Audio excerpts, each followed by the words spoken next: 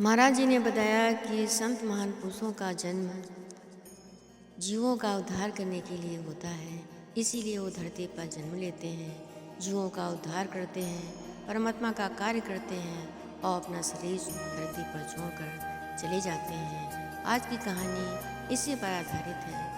गुरु नानक देव जी ने एक देव शक्ति के रूप में धरती पर जन्म लिया था। वो समस्त धार्मिक कार्य किया करते थे, लोगों को धर्म कर्म की शिक्षा दिया करते थे। उनका जन्म इसीलिए हुआ था और संसार के जीवों को परमात्मा की ओर अग्रसित करने का प्रयत्न किया करते थे।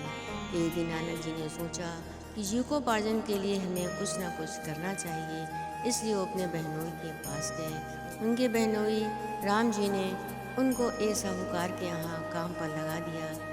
नानक जी उसके यहाँ तौलने का काम किया करते थे।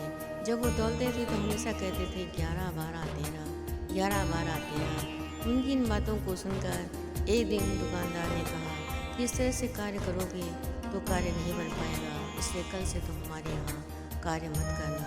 नानक जी ने कहा कि 13 का मतलब भी आप नहीं समझ पा रहे हैं। 13 का मतलब होता है 13 यानी परमात्मा, परमेश्वर, वो ब्रह्म शक्ति जो हमारे समस्त जीवों के अंदर विद्यमान है, जिसे न हम जान पाते हैं न आप जान पाते हैं। जिस दिन मनुष्य अपने ब्रह्म शक्ति को जान जाता है उस दिन वो सब कुछ समझ में उसके आ जाता है।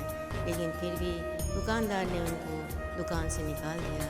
नानक जी टहलते हुए हरिद्वार पहुंच जाते हैं। वहाँ उन्होंने देखा कि लोग गंगा स्नान कर रहे थे। नानक जी भी गंगा स्नान करने लगे। लोगों ने सूर्य को अर्घ्य देना शुरू कर दिया। जब पानी में खड़े होकर लोग सूर्य को अर्घ्य दे रहे थे तो नानक जी ने चारों दिशाओं में अर्घ्य देना शुरू कर दिया।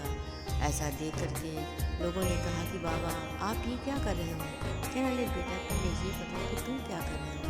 फिर मैं तो सूर्य को अर्घ्य दे रहा हूँ ताकि ये जल हमारे पुरखों तक पहुँचे।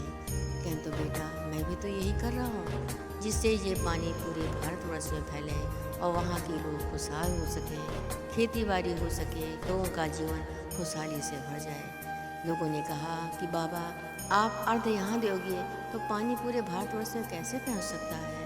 बाबा जी ने कहा कि बेटा जिस तरह से तुम अर्घ्य दे रहे हो सूर्य को और तुम्हारा ये जल तुम्हारे पुरखों तक पहुँच रहा है, उनको पूरा पानी मिल रहा है, उसी तरह से जब मैं यहाँ अर्घ्य दूँगा तो संसार जगत के समस्त जीवों को खेती के लिए पानी यहाँ से पर्याप्त रूप में मिल जाएगा। ये देख करके समस्त लोग नानक जी के चरण छुए और कहा कि ये बाबा आप कुछ और ही हैं, इसलिए मैं आपको पहचान नहीं पाया, इसलिए मैं ऐसी बात कही। नानक जी ने कहा कि बेटा संसार के समस्त जीवों में परमेश्वर परमात्मा विद्यमान है। जो आत्मा मेरे अंदर है वही तुम्हारे अंदर है, वही संसार के समस्त जीवों में है।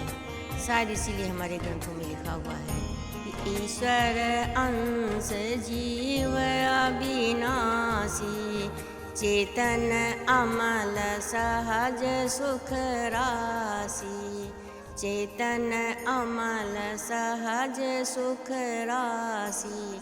कि संसार के समस्त जीवों में परमात्मा का वास है। अगर हम इस चीज़ को जान जाए तो हमारा जीवन ही सुखमय हो जाए। समस्त लोगों ने नानक जी से कहा प्रभु परमेश्वर परमात्मा की प्राप्ति का कोई मार्ग बताइए।